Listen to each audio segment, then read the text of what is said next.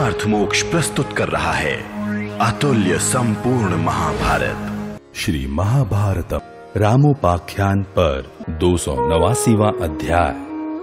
श्री राम लक्ष्मण का सचेत होकर कुबेर के भेजे हुए अभिमंत्रित जल से प्रमुख वानरों सहित अपने नेत्र धोना, लक्ष्मण द्वारा इंद्रजित का वध एवं सीता को मारने के लिए उद्यत हुए रावण का अविंध्य के द्वारा निवारण करना। मार्कंडेय जी कहते हैं, युधिष्ठिर, उन दोनों भाई श्री राम और लक्ष्मण को पृथ्वी पर पड़े देख रावण कुमार इंद्रजित ने, जिनके लिए देवताओं का वर प्राप्त था, उन बाणों द्वारा उन्हें सब ओर से बांध लिया। इंद्रजित द्वारा बाणों के बंधन में बंधे हुए वे दोनों वीर पुरुष सिंह श्री राम और लक्ष्मण पिंजड़े में बंध हुए दो पक्षियों की भांति शोभा पा रहे थे। उन दोनों को सैकड़ों बाणों से व्याप्त एवं पृथ्वी पर पड़े देख वानरों सहित सुग्रीव उन्हें सब ओर से घेर कर खड़े हो गए। सुषेण, मैंद, द्विविद, कुमुद, अंगद, हनुमान, नील, तार तथा नल के साथ कपिराज सुग्रीव उन दोनों बंधुओं की रक्षा करने लगे। तदनंतर अपने कर्तव्य कर्म को पूरा करके विभीषण उस स्थान पर आए। उन्होंने प्रज्ञास्त्र द्वारा उन दोनों वीरों को होश में लाकर जगाया। फिर सुग्रीव ने दिव्य मंत्रों द्वारा अभिमंत्रित विशल्या नामक महौषधि द्वारा उनके अंगों से बाण निकालकर उन्हें क्षण भर में स्वस्थ कर दिया। होश में आ जाने पर वे दोनों नरश्रेष्ठ महारथी वीर बाणों से रहित हो आलस्य और थकावट त्याग कर क्षण भर में उठ खड़े हुए। युधिष्ठिर, तदनंतर विभीषण ने इक्ष्वाकु कुल नंदन श्री रामचंद्र जी को निरोग एवं स्वस्थ देख हाथ जोड़कर इस प्रकार कहा, शत्रुदमन, राजाधिराज कुबेर की आज्ञा से एक गुहयक यह जल लिए हुए श्वेत पर्वत से चलकर आपके समीप आया है। परंतप महाराज कुबेर आपको यह जल इस उद्देश्य से समर्पित कर रहे हैं कि आप इसे नेत्रों में लगाकर माया से अदृश्य हुए प्राणियों को देख सकें। उन्होंने कहा है कि आप इस जल से अपने दोनों नेत्र धोकर अदृश्य प्राणियों को भी देख सकेंगे, और आप जिसे यह जल अर्पित करेंगे वह मनुष्य भी अदृश्य भूतों को देखने में समर्थ होगा। बहुत अच्छा कहकर श्री रामचंद्र जी ने वह अभिमंत्रित जल ले लिया। फिर उन्होंने तथा महामना लक्ष्मण ने भी उससे अपने दोनों नेत्र धोए।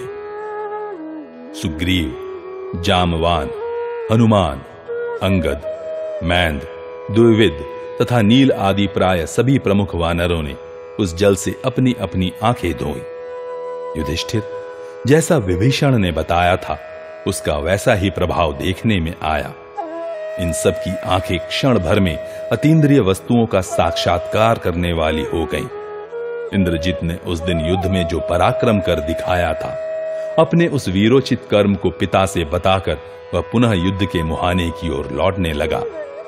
उसे क्रोध में भरकर पुनः युद्ध की इच्छा से आते देख विभीषण की सम्मति से लक्ष्मण ने उस पर धावा किया। इंद्रजित विजय के उल्लास से सुशोभित हो रहा था। अभी उसने नित्य कर्म भी नहीं किया था।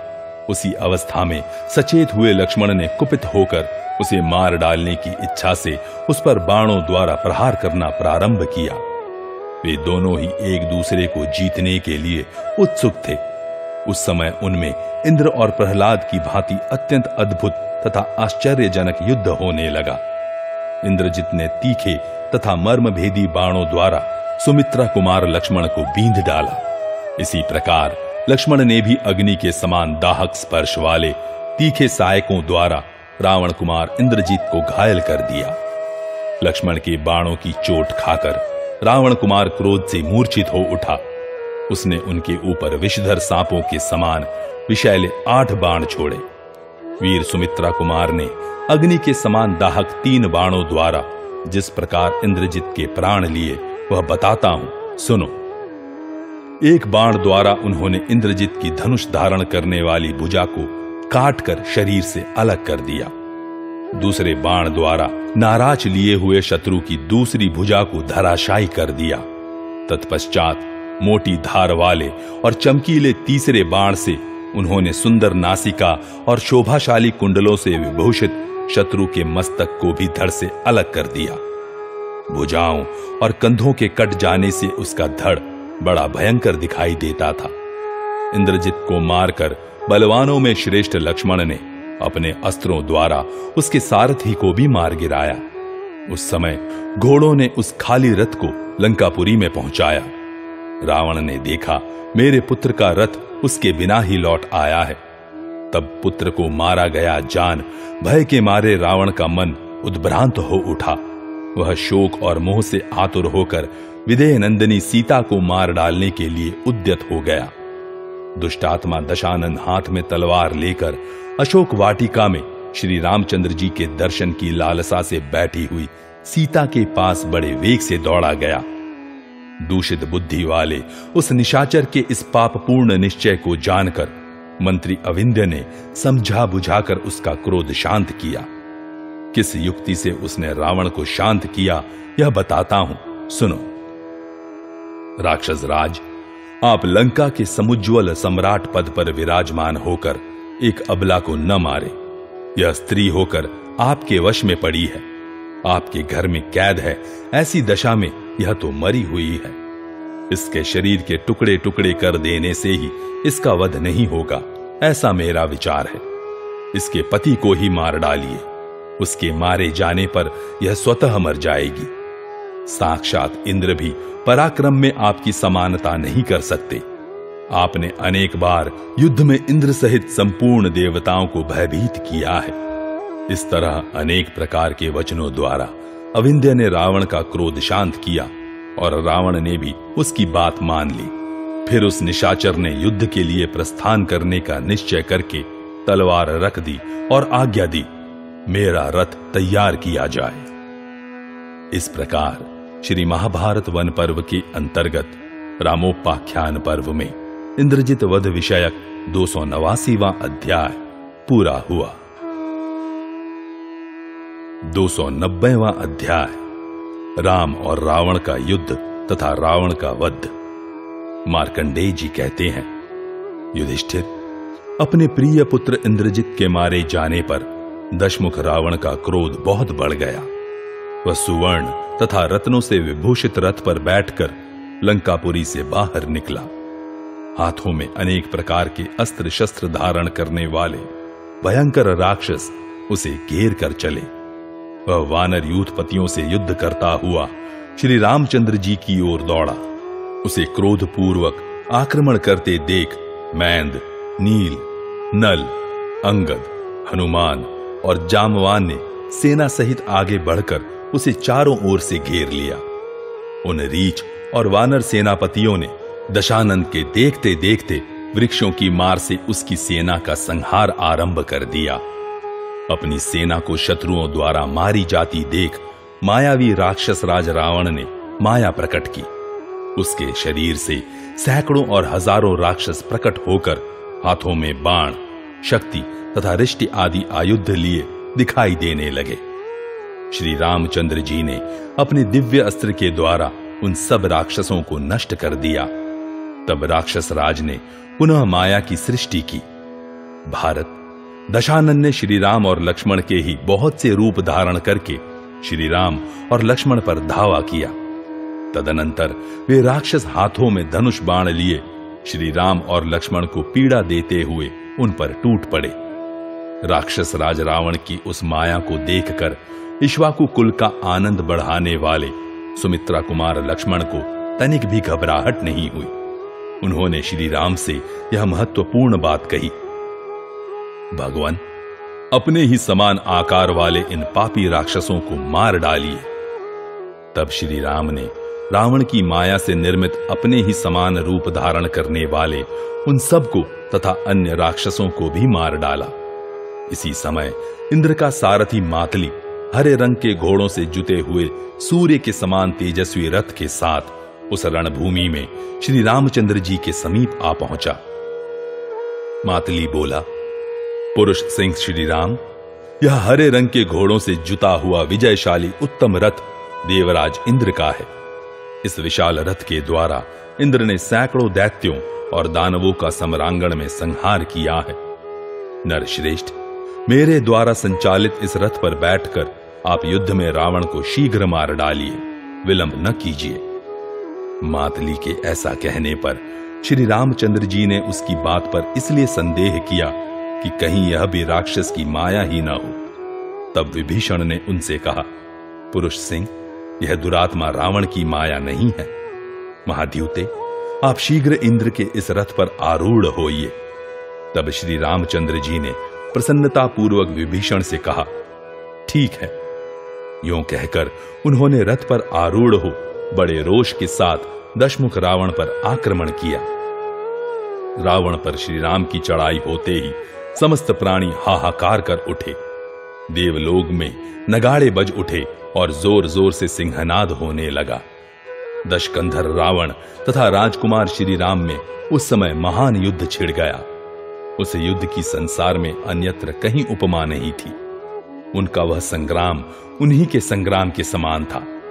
निशाचर रावण ने श्री राम पर एक त्रिशूल चलाया जो उठे हुए इंद्र के वज्र तथा ब्रह्मदंड के समान अत्यंत भयंकर था, परंतु श्री राम ने तत्काल अपने तीखे बाणों द्वारा उस त्रिशूल के टुकड़े टुकड़े कर दिए। उनका वह दुष्कर कर्म देखकर दशानन रावण के मन में भय समा गया। फिर कुपित होकर उसने तुरंत ही तीखे सायकों की वर्षा आरंभ की। उस समय श्री रामचंद्र जी के ऊपर भांति भांति के हजारों शस्त्र गिरने लगे तथा भुशुंडी, शूल, मुसल, फरसे, नाना प्रकार की शक्तियां, शतघ्नि और तीखी धार वाले बाणों की वृष्टि होने लगी। राक्षस दशानन की उस विकराल माया को देखकर सब वानर भय के मारे चारों दिशाओं में भाग चले। तब श्री रामचंद्र जी ने सोने के सुंदर पंख तथा उत्तम अग्रभाग वाले एक श्रेष्ठ बाण को तरकस से निकालकर उसे ब्रह्मास्त्र द्वारा अभिमंत्रित किया। श्री राम द्वारा ब्रह्मास्त्र से अभिमंत्रित किए हुए उस उत्तम बाण को देखकर इंद्र आदि देवताओं तथा गंधर्वों के हर्ष की सीमा न रही। शत्रु के प्रति श्री राम के मुख से ब्रह्मास्त्र का प्रयोग होता देख देवता, दानव और किन्नर यह समझ गए कि अब इस राक्षस की आयु बहुत थोड़ी रह गई है। तदनंतर श्री रामचंद्र जी ने उठे हुए ब्रह्मदंड के समान भयंकर तथा अप्रतिम तेजस्वी उस रावण विनाशक बाण को छोड़ दिया। युधिष्ठिर, श्री राम द्वारा धनुष को दूर तक खींचकर छोड़े हुए उस बाण के लगते ही राक्षस राज रावण रथ, घोड़े और सारथी सहित इस प्रकार जलने लगा मानो भयंकर लपटों वाली आग की लपेट में आ गया हो। इस प्रकार अनायास ही महान कर्म करने वाले श्री रामचंद्र जी के हाथों से रावण को मारा गया देख देवता, गंधर्व तथा चारण बहुत प्रसन्न हुए। तदनंतर पांचों भूतों ने उस महान भाग्यशाली रावण को त्याग दिया। ब्रह्मास्त्र के तेज से दग्ध होकर वह संपूर्ण लोकों से भ्रष्ट हो गया। उसके शरीर के धातु, मांस तथा रक्त भी ब्रह्मास्त्र से दग्ध होकर नष्ट हो गए। उसकी राख तक नहीं दिखाई दी। इस प्रकार श्री महाभारत वन पर्व के अंतर्गत रामोपाख्यान पर्व में रावण वध विषयक 290वां अध्याय पूरा हुआ। 291वां अध्याय श्री राम का सीता के प्रति संदेह, देवताओं द्वारा सीता की शुद्धि का समर्थन, श्री राम का दल बल सहित लंका से प्रस्थान एवं किष्किंधा होते हुए अयोध्या में पहुंचकर भरत से मिलना तथा राज्य पर अभिषिक्त होना। मार्कंडेय जी कहते हैं, युधिष्ठिर, इस प्रकार नीच स्वभाव वाले देवद्रोही राक्षस राज रावण का वध करके भगवान श्री राम अपने मित्रों तथा लक्ष्मण के साथ बड़े प्रसन्न हुए। दशानन के मारे जाने पर देवता तथा महर्षिगण जय युक्त आशीर्वाद देते हुए उन महाबाहु की पूजा एवं प्रशंसा करने लगे। स्वर्गवासी संपूर्ण देवताओं तथा गंधर्वों ने फूलों की वर्षा करते हुए उत्तम वाणी द्वारा कमल नयन भगवान श्री राम का स्तवन किया। श्री राम की भलीभांति पूजा करके वे सब जैसे आए थे उसी प्रकार लौट गए। युधिष्ठिर, उस समय आकाश महान उत्सव समारोह से भरा सा जान पड़ता था। तत्पश्चात शत्रुओं की राजधानी पर विजय पाने वाले महायशस्वी भगवान श्री राम ने दशानन रावण का वध करने के अनंतर लंका का राज्य विभीषण को दे दिया। इसके बाद उत्तम बुद्धि से युक्त बूढ़े मंत्री अविंध्य विभीषण सहित भगवती सीता को आगे करके लंकापुरी से बाहर निकले। वे ककुत्स्थ कुलभूषण महात्मा श्री रामचंद्र जी से दीनता पूर्वक बोले, महात्मन, सदाचार से सुशोभित जनक किशोरी महारानी सीता को ग्रहण कीजिए। यह सुनकर इक्ष्वाकु नंदन भगवान श्री राम ने उस उत्तम रथ से उतरकर सीता को देखा। उनके मुख पर आंसुओं की धारा बह रही थी। शिबिका में बैठी हुई सर्वांग सुंदरी सीता शोक से दुबली हो गई थी। उनके समस्त अंगों में मैल जम गई थी।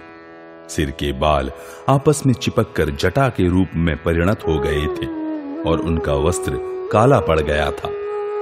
श्री रामचंद्र जी के मन में यह संदेह हुआ कि संभव है सीता पर पुरुष के स्पर्श से अपवित्र हो गई हो। अतः उन्होंने विदेह नंदनी सीता से स्पष्ट वचनों द्वारा कहा, विदेह कुमारी, मैंने तुम्हें रावण की कैद से छुड़ा दिया। अब तुम जाओ, मेरा जो कर्तव्य था उसे मैंने पूरा कर दिया।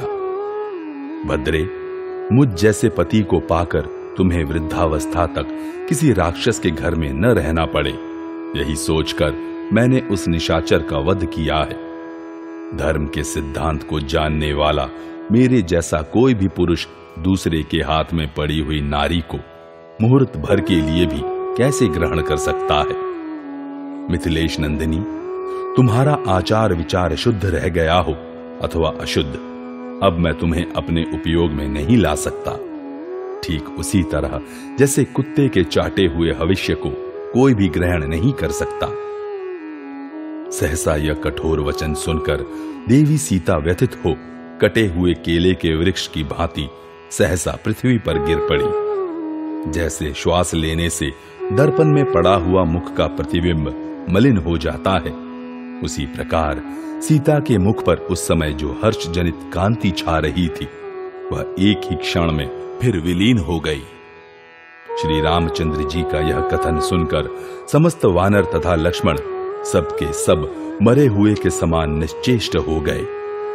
इसी समय विशुद्ध अंतःकरण वाले कमल योनि जगत सृष्टा चतुर्मुख ब्रह्मा जी ने विमान द्वारा वहां आकर श्री रामचंद्र जी को दर्शन दिया। साथ ही इंद्र, अग्नि, वायु, यम, वरुण, यक्षराज, भगवान कुबेर तथा निर्मल चित्त वाले सप्त ऋषिगण भी वहां आ गए। इनके सिवा हंसों से युक्त एक बहुमूल्य तेजस्वी विमान द्वारा दिव्य प्रकाशमय स्वरूप धारण किए स्वयं राजा दशरथ भी वहां पधारे। उस समय देवताओं और गंधर्वों से भरा हुआ वह संपूर्ण अंतरिक्ष इस प्रकार शोभा पाने लगा मानो असंख्य तारागणों से चित्रित शरद ऋतु का आकाश हो। तब उन सब के बीच में खड़ी होकर कल्याणमयी यशस्विनी सीता ने चौड़ी छाती वाले भगवान श्री राम से इस प्रकार कहा, राजपुत्र, मैं आपको दोष नहीं देती, क्योंकि आप स्त्रियों और पुरुषों की कैसी गति है यह अच्छी तरह जानते हैं। केवल मेरी यह बात सुन लीजिए। निरंतर संचरण करने वाले वायुदेव समस्त प्राणियों के भीतर विचरते हैं। यदि मैंने कोई पापाचार किया हो तो वे वायु देवता मेरे प्राणों का परित्याग कर दें। यदि मैं पाप का आचरण करती हूं तो अग्नि, जल, आकाश, पृथ्वी और वायु ये सब मिलकर मुझसे मेरे प्राणों का वियोग करा दें। वीर, यदि मैंने आपके सिवा दूसरे किसी पुरुष का स्वप्न में भी चिंतन न किया हो तो देवताओं के दिए हुए एकमात्र आप ही मेरे पति हैं। तदनंतर आकाश में सब लोगों को साक्षी देती हुई एक सुंदर वाणी उच्चरित हुई, जो परम पवित्र होने के साथ ही उन महामना वानरों को भी हर्ष प्रदान करने वाली थी। वायु देवता बोले, रघुनंदन, मैं सदा विचरण करने वाला वायु देवता हूं। सीता ने जो कुछ कहा है वह सत्य है। राजन, मिथिलेश कुमारी सर्वथा पाप शून्य है। आप अपनी इस पत्नी से निसंकोच होकर मिलिए। अग्नि देवता ने कहा, रघुनंदन, मैं समस्त प्राणियों के शरीर में रहने वाला अग्नि हूं। मुझे मालूम है कि मिथिलेश कुमारी के द्वारा कभी सूक्ष्म से भी सूक्ष्म अपराध नहीं हुआ है। वरुण देवता ने कहा, श्री राम, समस्त प्राणियों के शरीर में जो जल तत्व है वह मुझसे ही उत्पन्न हुआ है। अतः मैं तुमसे कहता हूं, मिथिलेश कुमारी निष्पाप है, इसे ग्रहण करो। तत्पश्चात ब्रह्मा जी बोले, वत्स, तुम राजऋषियों के धर्म पर चलने वाले हो, अतः तुम में ऐसा सद्विचार होना आश्चर्य की बात नहीं है। साधु सदाचारी श्री राम, तुम मेरी यह बात सुनो। वीरवर, यह रावण देवता, गंधर्व, नाग, यक्ष, दानव तथा महर्षियों का भी शत्रु था। इसे तुमने मार गिराया है। पूर्व काल में मेरे ही प्रसाद से यह समस्त प्राणियों के लिए अवध्य हो गया था। किसी कारणवश ही कुछ काल तक इस पापी की उपेक्षा की गई थी। दुरात्मा रावण ने अपने वध के लिए ही सीता का अपहरण किया था। नलकूबर के शाप द्वारा मैंने सीता की रक्षा का प्रबंध कर दिया था। पूर्व काल में रावण को यह शाप दिया गया था कि यदि यह उसे न चाहने वाली किसी पराई स्त्री का बलपूर्वक सेवन करेगा तो इसके मस्तक के सैकड़ों टुकड़े हो जाएंगे। अतः महातेजस्वी श्री राम, तुम्हें सीता के विषय में कोई शंका नहीं करनी चाहिए। इसे ग्रहण करो। देवताओं के समान तेजस्वी वीर, तुमने रावण को मारकर देवताओं का महान कार्य सिद्ध किया है। दशरथ जी बोले, वत्स, मैं तुम्हारा पिता दशरथ हूं, तुम पर बहुत प्रसन्न हूं, तुम्हारा कल्याण हो। पुरुषोत्तम, मैं तुम्हें आज्ञा देता हूं कि अब तुम अयोध्या का राज्य करो। श्री रामचंद्र जी ने कहा, राजेंद्र, यदि आप मेरे पिता हैं तो मैं आपको प्रणाम करता हूं। आपकी आज्ञा से अब मैं रमणीय अयोध्यापुरी को लौट जाऊंगा। मार्कंडेय जी कहते हैं, भरत श्रेष्ठ युधिष्ठिर, तदनंतर पिता दशरथ ने अत्यंत प्रसन्न होकर कुछ लाल नेत्रों वाले श्री रामचंद्र जी से पुनः कहा, महाद्युते, तुम्हारे वनवास के 14 वर्ष पूरे हो गए हैं। अब तुम अयोध्या जाओ और वहां का शासन अपने हाथ में लो। तत्पश्चात श्री रामचंद्र जी ने देवताओं को नमस्कार किया और सुहृदों से अभिनंदित हो अपनी पत्नी सीता से मिले, मानो इंद्र का शची से मिलन हुआ हो। इसके बाद परंतप श्री राम ने अविंध्य को अभीष्ट वरदान दिया तथा त्रिजटा राक्षसी को धन और सम्मान से संतुष्ट किया। यह सब हो जाने पर इंद्र आदि देवताओं सहित ब्रह्मा ने भगवान राम से कहा, कौसल्यानंदन, कहो आज मैं तुम्हें कौन कौन से अभीष्ट वर प्रदान करूं। तब श्री रामचंद्र जी ने उनसे ये वर मांगे, मेरी धर्म में सदा स्थिति रहे, शत्रुओं से कभी पराजय न हो तथा राक्षसों के द्वारा मारे गए वानर पुनः जीवित हो जाएं। यह सुनकर ब्रह्मा जी ने कहा, ऐसा ही हो। महाराज, उनके इतना कहते ही सभी वानर चेतना प्राप्त करके जी उठे। महासौभाग्यवती सीता ने भी हनुमान जी को यह वर दिया, पुत्र, जब तक इस धरातल पर भगवान श्री राम की कीर्ति बनी रहेगी तब तक तुम्हारा जीवन स्थिर रहेगा। पिंगल नयन हनुमान, मेरी कृपा से तुम्हें सदा ही दिव्य भोग प्राप्त होते रहेंगे। तदनंतर अनायास ही महान पराक्रम करने वाले वानरों के देखते देखते वहां इंद्र आदि सब देवता अंतर्धान हो गए।